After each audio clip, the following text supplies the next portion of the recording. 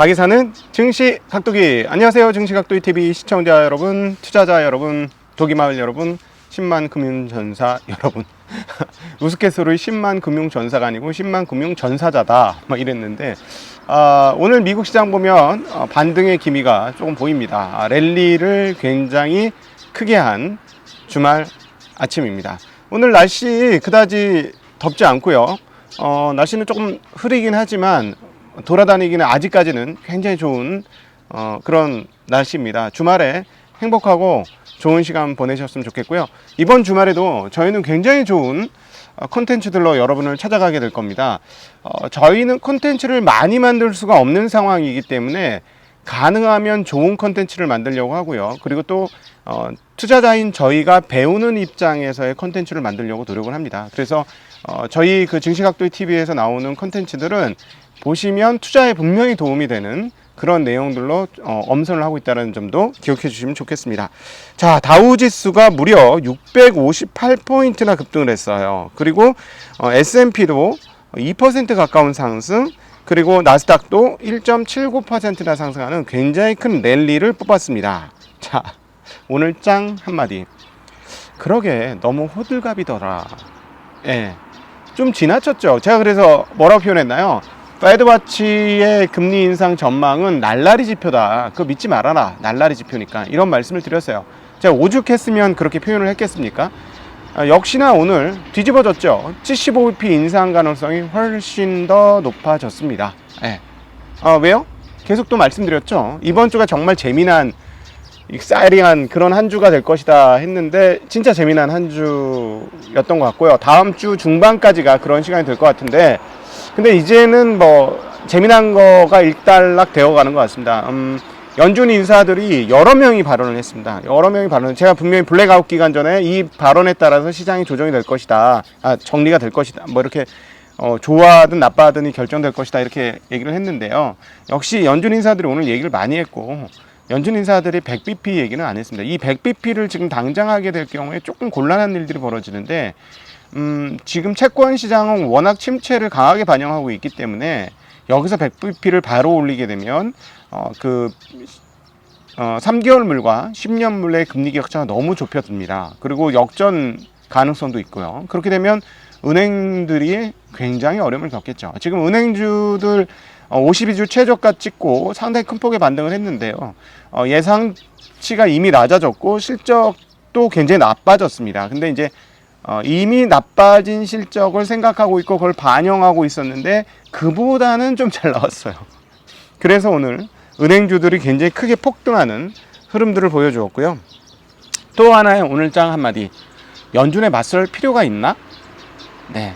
지금 그 주초에 이렇게 호들갑을 떨었던 이유가 그 CPI가 나오면서 야, 이거 뭐 100bp 올리겠군 하면서 막 난리였는데, 그 배경에는 연준을 못 믿겠다, 이런 게 있었잖아요. 지난번에도 분명히 50bp 하겠다고 해놓고 블랙아웃 기간에 마음이 변해갖고 75bp CPI 보고 그랬잖아. 그러니까 또 그런 거 아니야? 하는 그런 나쁜 데자뷰가 될까봐 너무 쫄았던 시장이었는데, 이번에는 확실히 연준 인사들의 발언이 그것들을 완화시켜주면서 큰 폭의 상승을 오늘 기록을 했습니다.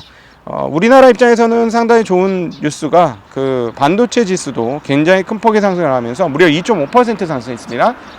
이게 중요한 포인트가 뭐냐면 연속 상승을 했다는 거예요. 어제도 상승을 꽤 했는데 오늘도 추가적으로 상당히 큰 폭의 2.5%인데 종목별로 보면 마이크론 테크놀로지 2.18, 어플라이드 2.8, 램리서치는 무려 7.81, KLA도 7.14, ASM은 18%, 18.73%.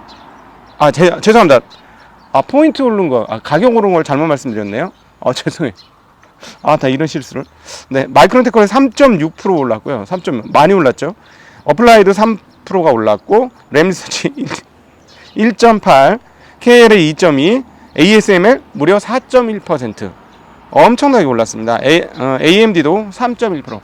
반도체 지수들이 굉장히 많이 올랐다는 건, 이틀 연속으로 올랐다는 건 드디어 경기에 배팅했던, 경기 하락과 침체에 배팅했던 시장이 마음을 조금 돌렸다. 물론 이제 하루짜 이틀짜리 가지고 그렇게 단정할 수는 없지만 그 분위기는 분명히 있는 겁니다. 제가 계속 말씀드렸지만 반도체는 경기와 동행하는 특성을 가지고 있는데 이것이 그래서 그동안에 굉장히 많이 빠졌는데 이 반등이 있었다는 건 경기에 대한 생각이 조금 풀렸다라는 건데 오늘 지표에서 그런 모습이 나왔습니다. 오늘 하나하나 짚어가도록 하죠. 먼저 100bp 인상에 대한 두려움을 75bp로 낮춰준 것은 연준 인사들의 발언이었습니다.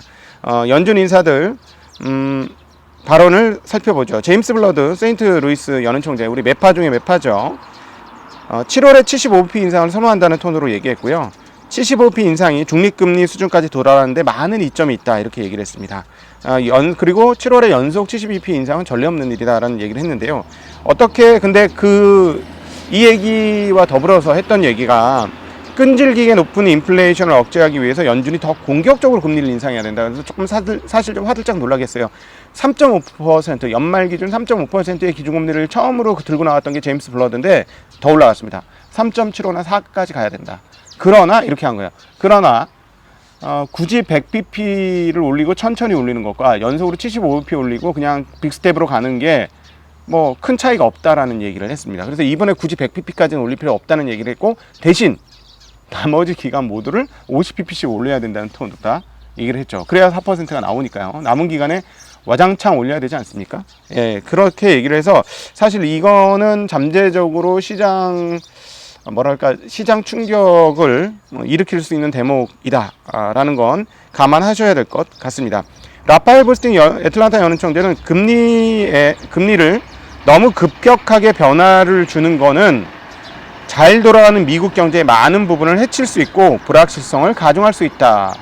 저도 계속 그 얘기했죠. 굳이 여기서 1%로 올리면 장단기 금리가 확실하게 역전이 되면서 정말 좋지 않다 이런 말씀 드렸는데 라파엘 보스팅 연은 총재도 이분은 이제 비둘기죠. 이렇게 얘기를 하셨고 크리스토퍼 월러 연준 이사 이분은 소매 판매와 이런 것들을 잘 보겠다라고 하신 분인데 어제 시장이 약간 앞서갔을 수 있다라는 발언을 하면서 이분도 100bp는 아니야 라는 톤으로 얘기하신 거죠. 로레타 메스터 클리블랜드 연은 총재는 6월 물가 지표는 7월 FOMC에서 연준 위원들로 하여금 최소 75bp 인상 결정을 이끌어낼 것이다 라고 얘기했고 6월 물가 보고에서 좋은 내용이라고는 찾아볼 수 없다.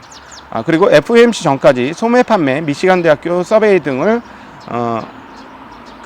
확인하게 될 것이고 지금 당장 금리 인상폭을 결정하지는 않을 것이다. 이런 것들을 확인하면서 갈 것이다 했는데 오늘 조금 이따 말씀드리겠지만 소매 판매 미시간 대학 서베이가 나왔습니다.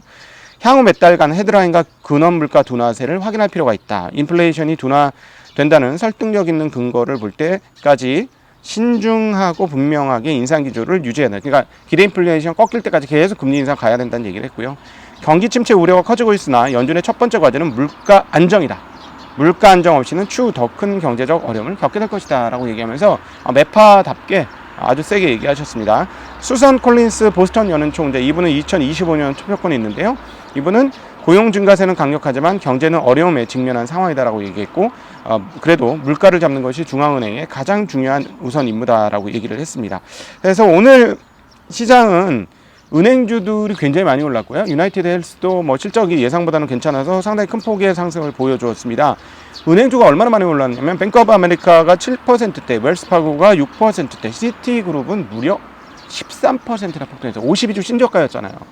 근데 굉장히 큰 폭으로 올랐는데 순이익은 작년에 같은 기간보다 27%나 줄었습니다만 시장 예상보다는 좋은 실적. 그러니까 그동안 안 좋아질 거야 해서 주가도 빼고 예상치도 계속 내려갔는데 이제 그 예상치보다는 좋게 나왔다. 자, 이거예요. 이게 중요한 포인트예요. 한국도 이럴 수 있어요. 왜냐하면 주가가 떨어지면서 실적 예상치도 계속 하향되고 있는데 이번에 삼성전자처럼 그런 일들을 이거 엄청 나빠, 엄청 안 좋게 나올 거야 했는데 삼성전자가 나쁘게는 나왔는데 생각보다는 괜찮네 이러면서 지금 주가가 올라가고 있지 않습니까? 어제는 무려 깜짝 놀랄 4%의 랠리를 뽑았는데 말이죠.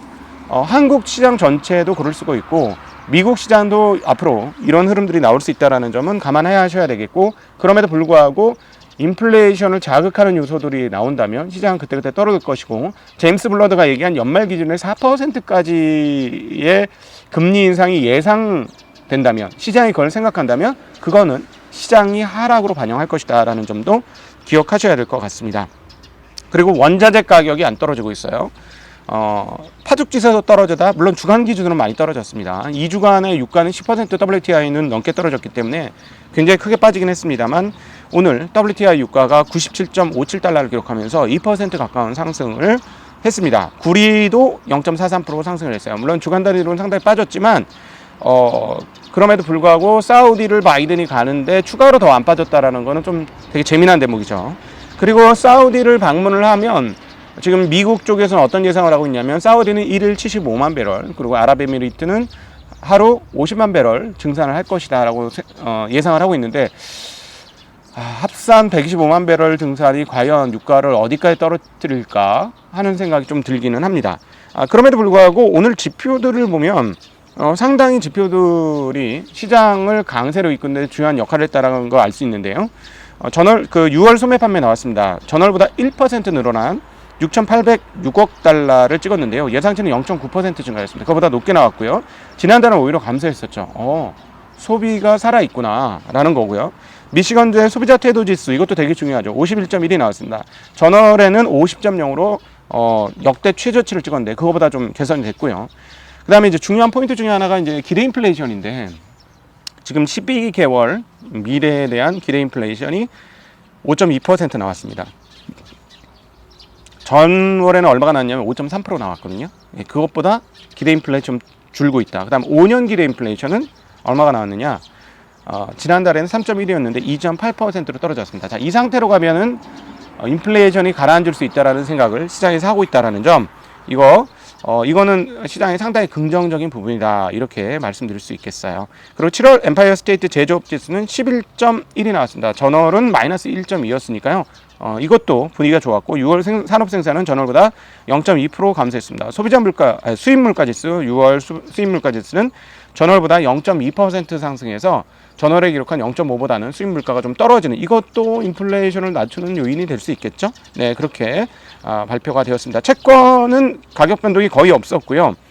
2년물은 조금 더 금리가 떨어지면서 10년물과 2년물의 금리 차는 조금 더 벌어지는 그런 양상 보여줬고, 3개월물은 파죽지세로 올라가다가 소폭 꺾이는 그런 양상을 보여줬습니다. 달러 강세가 조금 멈췄습니다. 달러 강세가 108.65에서 107.98로, 유로 달러도 거의 그 장중에 1대1 페러티가 깨지는 상황에서 지금 1.0086으로 전일보다 올랐습니다. 원화는 못 올랐고요. 다른 통화들은 올랐는데 엔화는 139에서 138.54로 올랐고, 가치가 올랐고, 위안화도 6.765에서 6.756으로 이것도 가치가 올라오는 그런 흐름 보여줬습니다. 원화만 1317원에서 1319원으로 빠진 상태를 그대로 유지하고 있는 그런 흐름 보여주었습니다. 자, 어쨌든 오늘 연준 인사들이 이런 정도까지 메스터도 이런 얘기를 했고, 블라우드도 이 정도를 얘기했으면 75bp를 시장이 아마 받아들일 것 같습니다. 그래서 오늘은 거기에다가 소매 판매도 활성화되었다, 즉 미국 경제가 살아있다라는 확신이 시장을 크게 상승시켰고요. 이 부분 한국 시장 입장에서는 반도체 지수가 2.5% 이상 큰 폭으로 올랐기 때문에 이 부분이 반영될 것으로 생각됩니다. 그리고 이제 한국도 본격적으로 2분기 실적을 발표하는 실적 시즌에 들어가게 되는데요. 예상치보다 높은 실적이 나올 경우에는 미국과 같은 이런 흐름, 그래서 소위 말하는 베어마켓 랠리를 한번 기대해 볼 수 있는 시장이 열리는가가 다음 주부터 체크되는 한 주가 될 것 같습니다. 자, 분위기 좋았으니까요, 편하게 주말 보내시고요. 네, 계속 말씀드리지만 이렇게 오르락내리락의 사이클을 몇 번 경험을 해야 금융전사가 되십니다. 그래서 이것도 좋은 경험이구나, 이렇게 생각하시면서 한번 지내보시면 어떨까 하는 생각이 들고요. 이번 주말은 마음 졸이지 마시고 편안하게 인생을 즐기시는 주말 되시길 빌겠습니다. 감사합니다. 인사드릴게요. 안녕.